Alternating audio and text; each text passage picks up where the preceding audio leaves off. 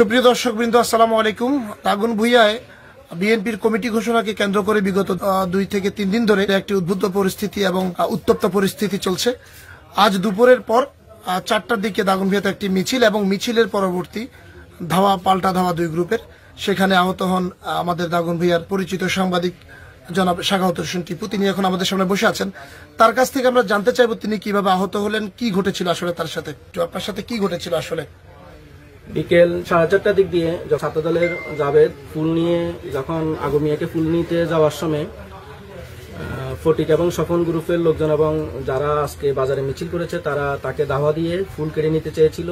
তখন 2 গ্রুপের মধ্যে দাওয়া পাল্টা দেওয়ার ক্ষেত্রে আমি যখন পেশাগত দায়িত্ব পালন করতে যাই তখন ফটিক এবং স্বপনের গ্রুপের লোকজন আমার থেকে মোবাইল কেড়ে নিয়ে যায় এবং তারা ভিডিওটি ডিলিট করে এবং তারা আমাকে লাঞ্ছিত করে। একজন গণমাধ্যম কর্মী হিসেবে এই ধরনের ন্যাক্কারজনক ঘটনার জন্য আমি বিচার চাই।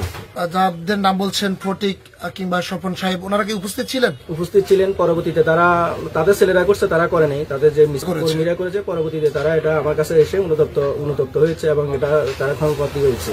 আমার কাছে ফুটেজ নাই, শুধু তারা যে ফটিক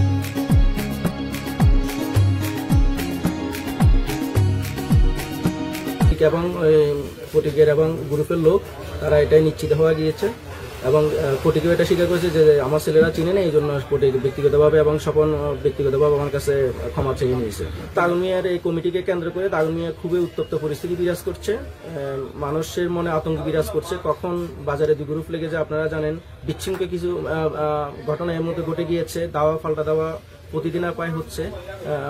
হয়তো পথের কারণ হচ্ছে লেখে এক পক্ষের ছেলেকে আরেক পক্ষে মারতেছে। এই ধরনের নিউজ আমার ঘটনাগুলো মানুষের মনে আতঙ্ক বিরাজ করছে দাগনভূঁইয়াবাসীর মধ্যে।